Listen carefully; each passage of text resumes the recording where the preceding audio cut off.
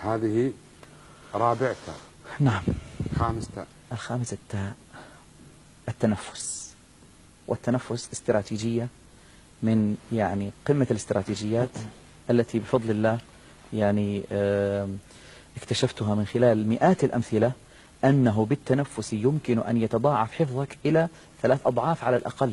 سبحان الله. بالتنفس نعم. الآن أستطيع أن أحفظك بيت من الشعر بس تستخدم التنفس معي بطريقة جيدة، وتستطيع أن تحفظ بيت من الشعر لأول مرة تسمعه، رقم جوال لأول مرة تسمعه، تأخذ نفس عميق نعم وتحفظ الرقم. لكن يحتاج إلى أن أشرح أكثر متى أتنفس، كيف أتنفس، هذا يحتاج إلى متى أتنفس وكتنفس لابد مهمة طبعا. طيب وأنت تقرأ أو تحفظ القرآن كيف؟ هذا هو أو علاقة التنفس بحفظ القرآن الكريم. طبعا التنفس أولا لابد أنه يكون في شهيق وزفير، هذا طبيعي.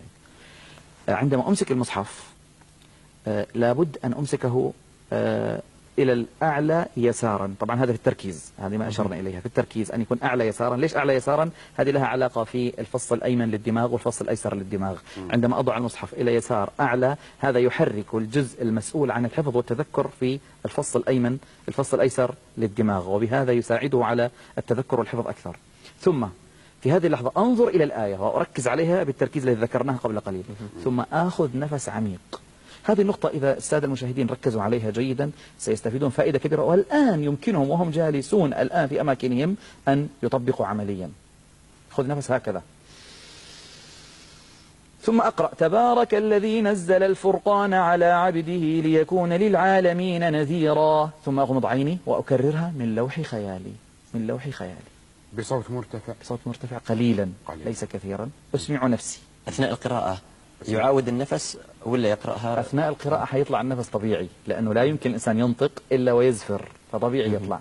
أهم شيء نركز قبل أن أنطق الآية. أضع المصحف أمامي أعلى يسارا، أنظر إلى الآية ثم آخذ نفسا عميقا